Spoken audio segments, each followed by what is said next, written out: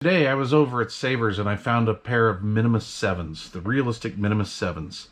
And they wanted $3.99 a piece for them. So what I did is I shook them to physically make sure there's no rattles. Always do this, all right? And I'm like, well, $3.99 a pop. I'll bite, I'll go for it. So I like to test these out before I put them on my good home stereo. So I do a couple things. I've already done the check physical, cosmetic condition. They're not dented, cracked, or anything like that, so they probably won't leak. I shook them around. They have no rattles inside.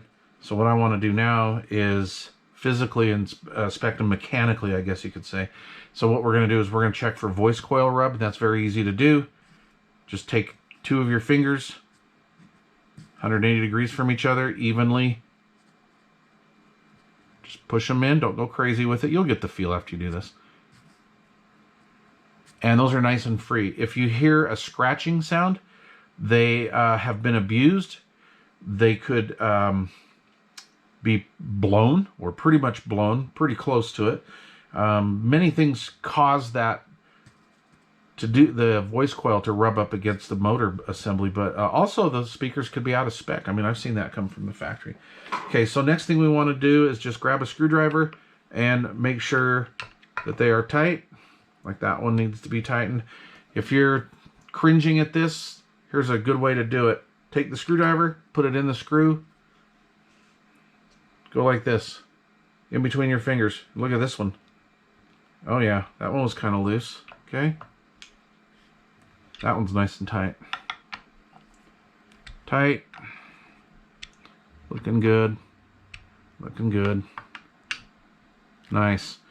So, that's okay. Now, let's do the tweeters. Bear in mind, the face of this tweeter is plastic. The motor assembly actually screws up to the plastic, but this here is strictly a mounting surface. But it's plastic. It's 40 years old, so be careful.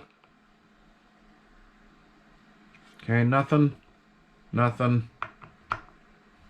Good, good. If you cinch down and get crazy with those, they will crack. And there's replacements out there, but these guys want like 20 bucks a pop for replacements. Motor's good. Everything's good. Let's put the grill back on so we don't get a bogus reading. And to protect this little soft dome here on the tweeter, because I'm going to do the final check before we put these on our nice receiver. We're going to check for impedance. Now, these are rated on the back here at being at 8 ohms, so I never see that. Never happens. Various manufacturers have different, the drivers have different tolerances. The tolerances change in the crossovers over the years, with the capacitors and whatnot. So I'm going to be happy if I see anywhere from 6.2 to 8, but it'll be probably from like 6.2 to maybe 7 something, 7.4.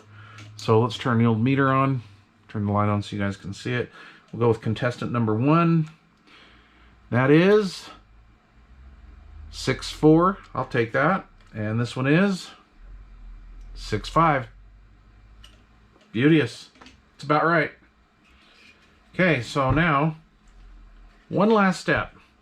We're going to hook them up to our little test receiver up there. That is a little Optimus STA20. And just a little rig that doesn't really mean all that much to me. However, it's a great little testing device. I have the Bluetooth installed in that rig. I did a video on that. I'll put a link to it down below. And let's see, let's turn it on now that we know there's no shorts. Give that Bluetooth a second. Was it already on? Okay, cool. So, right, red is positive all the time, so we're looking good. Now, if you don't get the polarity right, they're not going to blow up. They're just not going to sound right. They're going to cancel one another out, and so you're going to be lacking in bass. That's a neat little experiment. Let's do that. All right, let's give it some music. Turn on the phone. We're going to go to Arabian Sand. one of my go-to demo songs by Ease Jammy Jams, and that is YouTube music.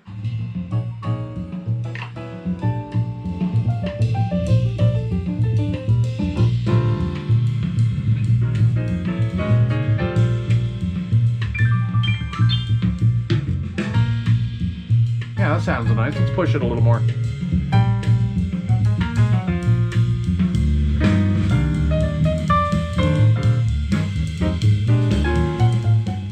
Okay, now that's a good sounding pair of Minimus 7s.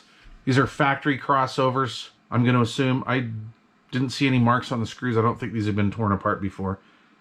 So, you know, capacitor upgrade may help out a little bit. But I'm using that Optimus STA20 with only tone control and loudness, and so it's not going to be the best. However, they sound pretty good. So, hey, let's do something here. You guys stuck with me this long. Let's throw one of these out of phase and see what it sounds like, all right? Just so you see what happens when you accidentally hook a speaker up the wrong way. Okay, listen to this.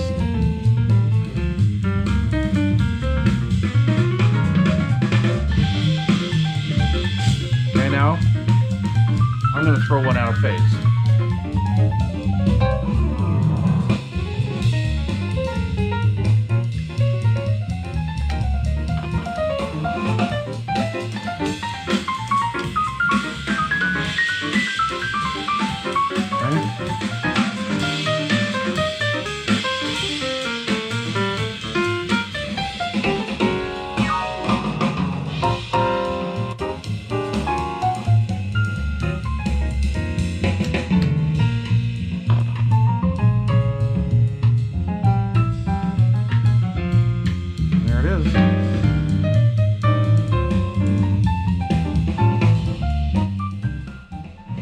Okay, well that was fun. So I scored some nice little Minimus 7s for $8 plus tax. I think it was like $8.65 down the road. And they sound good shape, so I'm going to clean them up, and I'll probably use them here in the room on my test bench. I really like that. These are in better condition than the other set that I bought. So, you know, $8 or $10 is a fair price, because you never know. Because these are somewhat inefficient, and they can be abused rather easily by people trying to get bass out of them, or more volume than these things are just physically designed to put out. Go the Radio Shack Minimus 7, the realistic Minimus 7, I should say, catalog number 40-2030C. Thanks for watching.